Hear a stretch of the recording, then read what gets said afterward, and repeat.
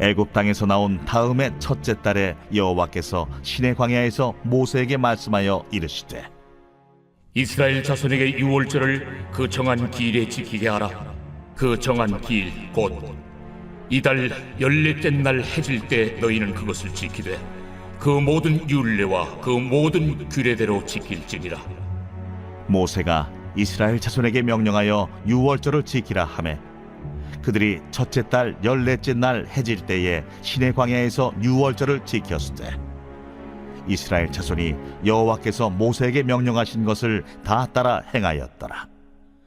그때에 사람의 시체로 말미암아 부정하게 되어서 유월절을 지킬 수 없는 사람들이 있었는데 그들이 그날에 모세와 아론 앞에 이르러 그에게 이르되 우리가 사람의 시체로 말미암아 부정하게 되었거니와 우리를 금지하여 이스라엘 자손과 함께 정한 기일에 여호와께 헌물을 드리지 못하게 하심은 어찌함이니까?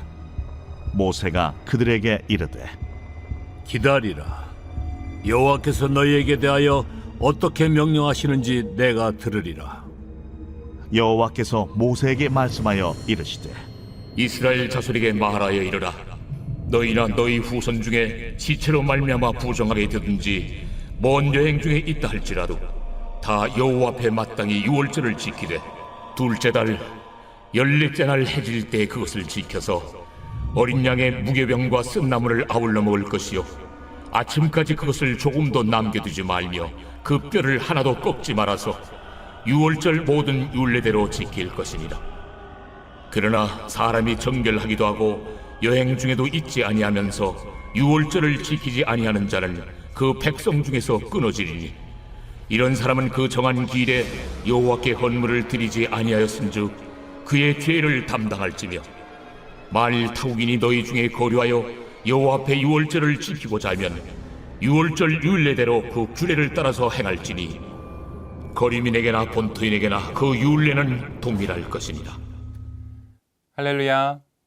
오늘도 하나님의 은혜와 축복 가운데 행복한 하루 되시기 바랍니다. 오늘 본문은 이스라엘 백성이 출애굽 이후에 처음 맞이하는 유월절의 율법에 관한 말씀입니다. 여러분, 수천 년 전 이스라엘 백성이 지켰던 이 유월절의 율법에 담겨 있는 하나님의 마음은 무엇일까요? 그리고 이 말씀을 통해서 우리는 어떻게 오늘을 살아야 할까요? 함께 말씀을 다시 살펴보면서 새롭게 결단하는 은혜의 이 시간 될 수 있기를 간절히 소망합니다.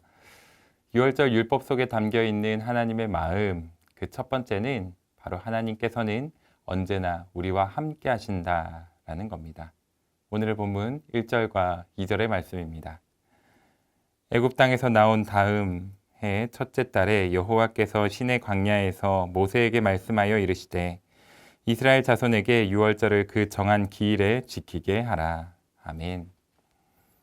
하나님께서는 애굽을 나온 지 2년째 되는 해 그 첫째 달에 이스라엘 백성들에게 유월절을 지키라고 모세를 통하여서 명령하셨습니다. 유월절은 애굽의 재앙 가운데서 이스라엘 백성들을 보호하고 지키신 하나님의 은혜를 기억하고 감사하는 그런 거룩한 절기였습니다. 광야는 살아가기에 척박하고 험한 환경이지요. 죽음의 땅이라고 해도 과언이 아닙니다. 그런데 이 불가능한 환경에서 하나님께서는 이스라엘 백성들을 1년 동안이나 안전하게 지키셨습니다. 이러한 하나님의 은혜를 직접 경험한 이스라엘 백성들은 5절의 말씀처럼 여호와께서 모세에게 명령하신 것을 다 따라 행하였습니다. 사랑하는 성도 여러분, 많은 사람이 인생을 광야와 같다라고 말을 합니다. 수많은 어려움을 겪으면서 여기까지 왔다라는 의미겠지요. 우리 그리스도인들의 삶도 마찬가지입니다. 우리도 날마다 기쁘고 행복한 것만은 아니지요.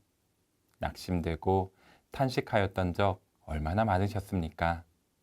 하지만 우리는 지난 날을 되돌아보면서 힘들고 어려웠던 그 시간조차도 하나님의 은혜였다라고 고백할 수 있어야만 합니다. 바로 하나님께서 언제나 우리와 함께 하셨기 때문입니다. 오늘을 살아가는 우리들도 인생의 주관자이신 하나님을 인정하고 그 은혜에 감사하는 구별된 자리, 구별된 시간으로 계속해서 나아가야만 합니다. 하나님께서 나에게 요청하시는 그 특별한 예배의 자리를 날마다 구별하시면서 주님 안에서 참 기쁨과 평안 누리시는 우리 모든 성도님 되시기를 주님의 이름으로 축복합니다. 자, 그런데 오늘 본문에서는 다소 난감한 상황이 이어서 발생합니다. 바로 유월절을 지킬 수 없는 사람들이 있었다라는 거지요. 오늘의 본문 6절과 7절의 말씀입니다. 그때에 사람의 시체로 말미암아 부정하게 되어서 유월절을 지킬 수 없는 사람들이 있었는데 그들이 그날에 모세와 아론 앞에 이르러 그에게 이르되 우리가 사람의 시체로 말미암아 부정하게 되었거니와 우리를 금지하여 이스라엘 자손과 함께 정한 기일에 여호와께 헌물을 드리지 못하게 하심은 어찌함이니이까. 자, 유월절 율법 속에 담겨 있는 하나님의 마음, 그 두 번째는 바로 하나님께선 우리가 언제나 하나님과 함께 할 수 있도록 모든 여건을 마련하여 주신다라는 겁니다. 하나님의 율법은 언제나 정결을 기본으로 합니다. 모든 부정한 것을 내려놓고 오직 정결한 몸과 마음으로 하나님 앞에 서야만 합니다. 그런데 자신의 의지와 상관없이 부정해질 수밖에 없는 상황들이 있지요. 대표적인 예가 장례입니다. 사체와 접촉한 사람은 일정 기간 동안 부정하게 되었기 때문에 유월절을 지킬 수 없었습니다. 그리고 여행이나 업무로 인하여서 타지에 있는 사람들도 있었겠지요. 그래서 이스라엘 백성들은 이러한 상황에서 모세를 통하여서 하나님께 어떻게 해야 하는가에 대하여서 묻습니다. 이들의 물음에 하나님께서는 모세를 통하여서 응답하여 주시지요. 장례 중인 백성들, 그리고 타지에 머무는 백성들, 그들만을 위하여서 유월절에서 한 달 뒤에 다시 유월절을 지키도록 배려하여 주신 겁니다. 여러분, 하나님께서는 율법을 지키라고 하셨지만 그 내면에는 우리를 향한 깊은 사랑이 담겨져 있는 것을 기억해야 합니다. 한 사람도 빠짐없이 그 사랑을 누리길 원하셨습니다. 때로는 하나님을 믿는 것이 무겁고 부담스럽게 느껴질 때도 있습니다. 말씀에 순종하지 못할 때마다 죄책감이 들기도 하지요. 하지만 하나님은 우리를 강압적으로 다스리시는 분이 결코 아닙니다. 하나님은 우리가 처한 모든 상황과 그 마음을 아시고 변함없이 하나님을 바라보도록 섬세하게 인도하여 주시는 분이신 줄 믿습니다. 사랑하는 성도 여러분, 여러분의 오늘 하루는 어떠십니까? 기대와 설렘으로 하루를 시작하셨습니까? 아니면 근심과 걱정으로 몸을 일으키셨습니까? 여러분, 오늘 말씀은 우리에게 큰 은혜가 됩니다. 우리는 누구라 할지라도 하나님 앞에 나아갈 수 있습니다. 그리고 누구라 할지라도 하나님 안에 거할 수 있습니다. 우리의 상황과 환경은 다르지만 하나님은 그런 것들로 우리를 판단하지 않으시고 우리 모두를 하나님의 자녀로 삼아 주셨습니다. 세상 사람 그 누가 뭐라 한다 할지라도 하나님께서는 오늘도 우리가 주님을 예배하고 섬기고 따라가는 삶을 살아갈 수 있도록 친히 인도하여 주시는 줄 믿습니다. 여러분, 우리의 오늘 하루가 이스라엘 백성들처럼 광야와 같을지도 모릅니다. 하지만 결코 두려워하지 마십시오. 하나님께서는 오늘도 우리와 함께 하십니다. 오늘 말씀을 마음 깊이 새기셔서 하나님과 동행하며 참된 기쁨과 만족을 누리시고 그리하여 오늘 하루를 최고의 하루, 귀하고 복된 하루로 세워가시는 우리 모든 성도님들 되시기를 주님의 이름으로 간절히 축원합니다. 함께 기도하겠습니다. 사랑의 하나님, 참으로 감사드립니다.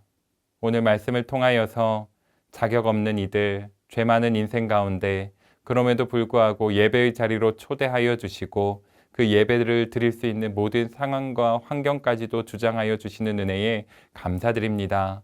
그러나 우리를 불러주시고 우리를 자녀 삼아 주시고 예배 드릴 수 있도록 인도하여 주셨지만 그 모든 것들에 감사하기보다는 불평과 불만으로 주님 앞에 나아갔던 우리의 연약함을 주님 용서하여 주시옵소서. 우리에게 베풀어 주신 모든 것에 감사하면서 그 모든 것을 통하여서 주님께 온 영광 올려드리는 귀하고 복된 오늘 하루 될 수 있도록 주님 함께 동행하여 주시옵소서. 감사드리며 이 모든 간구 우리 주 예수 그리스도 이름으로 간절히 기도드립니다. 아멘.